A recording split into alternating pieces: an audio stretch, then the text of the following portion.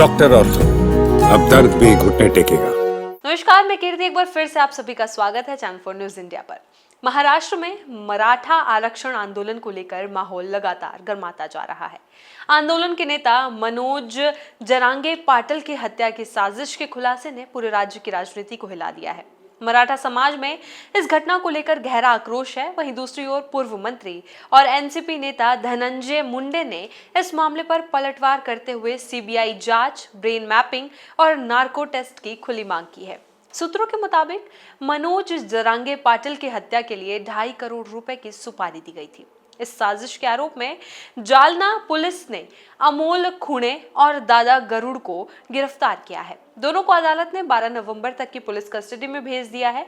Jalna police ने बीड जिले के रुई धानोरा गांव में अमोल खुणे के घर पर छापा मारकर कई अहम साक्ष्य जुटाने की कोशिश की है।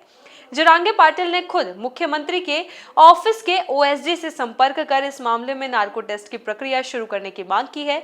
उनका कहना है कि इस जांच से साजिश के पीछे छिपे असली चेहरों का खुलासा होगा। इसी बीच भाजपा विधायक नारायण कूचे ने आंतरवली सराटी जाकर मनोज जरांगे पाटिल से मुलाकात की। जरांगे ने उन्हें कुछ ऑडियो क्लिप सुनाए जिनमें कथित रूप से साजिश से जुड़ी बातें हैं। इन क्लिप्स को सुनने के बाद कूचे ने कहा, ये बातें बेहद निंदनीय हैं। इस पूरे मामले की निष्पक्ष और सख्त जांच होनी चाहिए। उन्होंने जालना के पुलिस अधीक्षक अजय कुमार बंसल से मुलाकात कर जरांगे की सुरक्षा बढ़ाने की मांग की और कहा कि ये मुद्दा मुख्यमंत्री देवेंद्र फडणवीस के समक्ष भी रखेंगे। सोलापुर में मराठा समाज के कार्यकर्ताओं ने इस मामले को लेकर विरोध प्रदर्शन किया। प्रदर्शनकारियों ने पूर्व मंत्री धनंजय मुंडे के खिलाफ नारेबाजी की और उनके पोस्टरों पर चप्पलें मारकर अपना गुस्सा जाहिर किया। मराठा समाज के नेताओं मौली पवार, प्रशांत देशमुख और महेश पवार ने मांग की कि धनंजय मुंडे को इस साजिश का मुख्य आरोपी बनाकर सीबीआई जांच करवाई जाए। साथ ही जरांगे पाटिल को Z+ श्रेणी की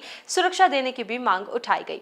बीट से मिली जानकारी के अनुसार धनंजय मुंडे ने इन सभी आरोपों को फर्जी और बेबुनियाद बताया है। उन्होंने कहा, जरांगे आरोपी और मैं तीनों की सीबीआई जांच होनी चाहिए। ब्रेन मैपिंग और नार्को टेस्ट से सच्चाई सामने आ जाएगी। मुंडे ने पलटवार करते हुए कहा कि जरांगे ओबीसी नेतृत्व को खत्म करने की साजिश रच रहे हैं। उनका कहना है कि जरांगे और उनकी टोली से उन्हें जान का खतरा है। मुंडे ने कहा, जरांगे और उनकी बालू माफिया टोली खुलेआम कहते हैं कि धनंजय मुंडे को खत्म कर देंगे, तो सरकार चुप क्यों है? अगर मुझे मारना है तो मार दो, लेकिन ओबीसी समाज के निर्दोष लोगों को मत मारो। उन्होंने भावुक होकर कहा कि आरक्षण की लड़ाई धमकी से नहीं, संवाद से जीती जानी चाहिए। धनंजय मुंडे ने यह भी आरोप लगाया कि एआई तकनीक के जरिए झूठी ऑडियो क्लिप्स बनाकर उन्हें फंसाने की कोशिश की जा रही है। उन्होंने कहा, आजकल तकनीक के जरिए किसी की आवाज की नकल कर फर्जी ऑडियो तैयार करना आसान है। ऐसा लग रहा है कि मेरे खिलाफ साजिशन ऐसा किया जा रहा है। वहीं गिरफ्तार आरोपी अमोल खुणे का परिवार भी सामने आया है। उनकी पत्नी दीपाली खुणे ने कहा कि मेरे पति जरांगे पाटिल के समर्थक है, उनके दुश्मन नहीं।